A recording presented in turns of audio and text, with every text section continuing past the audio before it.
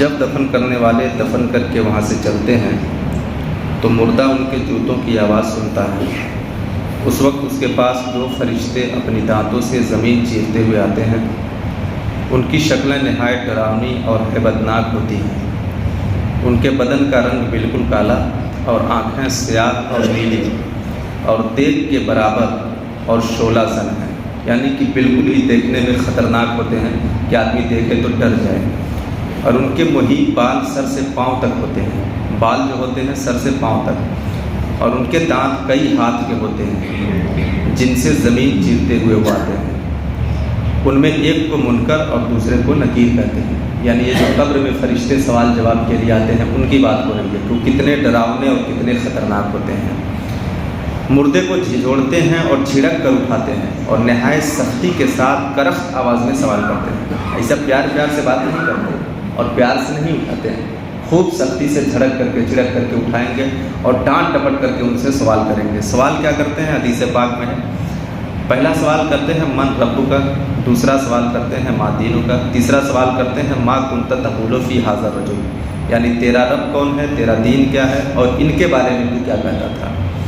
مردہ مسلمان ہے تو پہلے سوال کا جواب دے گا ربی اللہ، دوسرے سوال کا جواب دے گا دینی الاسلام،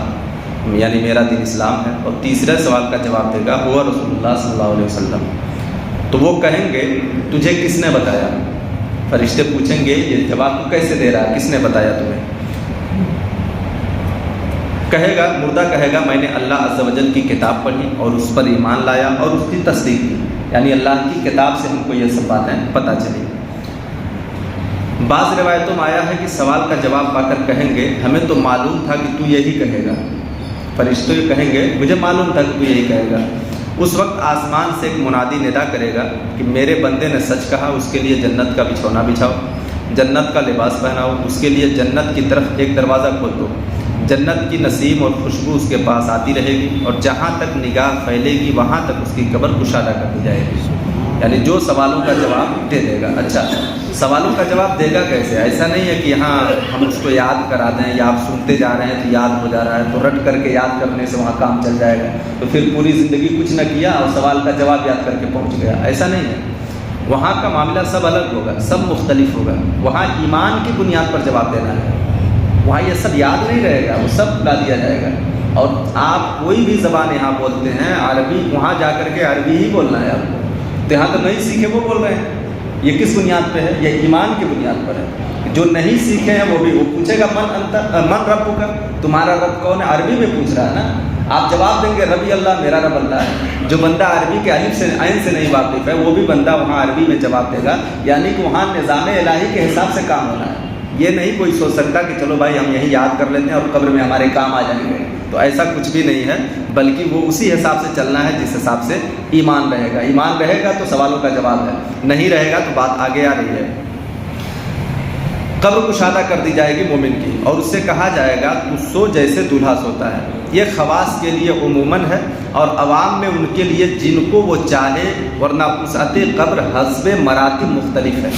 یعنی یہ جو ابھی بتایا گیا کہ سو جیسے دولہا سوتا ہے یا جنت کی بہار ہے، یہ خواص جو اللہ کے خاص بندے ان کے لیے ہے، عوام کے لیے ذرا سا مختلف ہے۔ کیا؟ ان کے مراتب کے اعتبار سے قبریں ہوں گی۔ جیسے خواص کے لیے کیا ہے، وہ جتنا چاہیں گے قبر کشادہ کر دی جائے گی جو اللہ کے مقبول بندے ہیں، اور خواص جو عوام جو ہیں ان کے لیے جیسا ان کا مرتبہ ہوگا، کیسا عمل لے کر کے قبر میں اترے ہوئے ہیں، تو اس اعتبار سے تو حدیثوں میں دیکھیں آپ، بعض کے لیے 70 لمبی اور چوڑی قبر کی جائے گی، یہ عام کی بات ہو رہی ہے، عام لوگوں کی۔ بعض کے لیے جتنی وہ چاہیں زیادہ، حتیٰ کہ جہاں تک نگاہ پہنچے، یہ عام لوگوں کی بات ہو رہی ہے کہ ان کا مرتبہ کیسا ہے، کیسا اعمال لے کے اترے ہوئے ہیں۔ یہ ہو گئی نیکوں کی بات۔ اور اسات مطلب برے لوگ، اسات میں بعض پر عذاب بھی ہوگا ان کی معصیت کے لائق، پھر اس کے پیران عظام یا مذہب کے امام یا اولیاء کرام کی شفاعت یا محض رحمت سے جب وہ چاہے گا نجات پائیں گے۔ یہ گنہگاروں کی بات ہو رہی ہے۔ رہے گا مسلمان مگر رہے گا گنہگار۔ تو یہ قبر میں جب مشکلات میں پھنسے گا تو حدیث پاک میں ہے کہ ان کے پیران اعظام ہوئے یا مذہب کے امام ہوئے یا اولیاء کرام ہوئے، یہ شفاعت کریں گے۔ جیسے ہم ایصال ثواب کرتے ہیں تو ایصال ثواب کرتے ہیں تو یہ ثواب ان کو پہنچتا ہے، تو اسی طرح اللہ کا کوئی خاص بندہ ان کے لیے دعائے مغفرت کر دے گا، ان کے لیے ایصال ثواب کرے گا، تو اس سے ان کو نجات ملے گی۔ بعض نے کہا ہے کہ مومن عاصی پر عذاب قبر شب جمعہ آنے تک ہے، یعنی جو مومن گنہگار ہوتا ہے، مومن ہوتا ہے مگر گناہ تو سب سے ہونا ہے نا، گناہ سب سے ہوتا ہے، تو یہ مومن بندہ جو ہے جب دفن کر دیا جاتا ہے تو اس وقت سے لے کر کے جمعہ آنے تک، جمعہ کی رات تک بس اتنے ہی عذاب ہوتا ہے، اور اس کے بعد اس سے عذاب اٹھا لیا جاتا ہے، مگر شرط ایمان ہی ہے، ایمان ہونا ضروری ہے، ایمان رہے گا جب یہ سب ہے، اس کے آتے ہی یعنی جمعہ کے آتے ہی اس سے عذاب اٹھا لیا جاتا ہے۔ ہاں یہ حدیث سے ثابت ہے کہ جو مسلمان شب جمعہ یعنی جمعہ کی رات میں، یا روز جمعہ جمعہ کے دن میں، یا رمضان المبارک کے کسی دن میں بھی مرے گا، سوال نکیرین و عذاب قبر سے محفوظ رہے گا۔ یہاں بھی ایمان ضروری ہے، یعنی مومن کی بات ہو رہی ہے، ایمان والے کی۔ اب کوئی کافر جمعہ کے دن مر جائے تو اس سے کیا لینا دینا، اسے تو ٹھکائی ہونی ہی ہے قبر میں۔ ایمان والا اگر مرتا ہے جمعہ کی رات یا جمعہ کے دن یا رمضان کے دنوں میں، تو پھر وہ بندہ عذاب قبر سے محفوظ رہے گا، ایسا بھی حدیث پاک میں موجود ہے۔ اور یہ ارشاد ہوا کہ اس کے لیے جنت کی کھڑکی کھول دیں گے، اور یوں ہوگا کہ پہلے اس کے بائیں ہاتھ، جنت کی کھڑکی کیسے کھولیں گے یہ بھی دیکھیں، یہ تو آپ برابر سنتے ہیں جنت کی کھڑکی کھول دی جائے گی، جہنم کی کھڑکی کھول دی جائے گی، مگر کیسے کھولا جائے گا وہ دیکھیں آپ۔ اس کے بائیں ہاتھ کی طرف جہنم کی کھڑکی کھولیں گے، جس کی لپٹ اور جلن اور گرم ہوا سخت بدبودار اس کے طرف آئے گی، ٹھیک ہے، معاً اس کے پہنچنے سے پہلے، کیونکہ مومن ہے بندہ نا، تو یہ بدبودار ہوا، یہ تمام چیزیں اس کے پاس پہنچنے سے پہلے بند کر دیں گے۔ اب اس میں حکمت دیکھیں آگے، اس کے بعد دہنی طرف کی جنت کی کھڑکی کھول دیں گے، اس سے کہا جائے گا کہ اگر تو ان سوالوں کے صحیح جواب نہ دیتا تو تیرے واسطے وہ تھی اور اب یہ ہے۔ ایسا کیوں کیا جائے گا؟ تاکہ وہ اپنے رب کی نعمت کی قدر جانے۔ جو چیز فری میں مل جاتی ہے اس کی قدر نہیں ہوتی ہے، آپ اچھی طرح جانتے ہیں۔ اب یہ فری میں مسئلے بتا رہا ہوں تو لوگ آدھے بھاگ لیتے ہیں، ابھی وہی پیسہ دے کر کے ٹیوشن کرتے تو ابھی سمجھ میں آتا،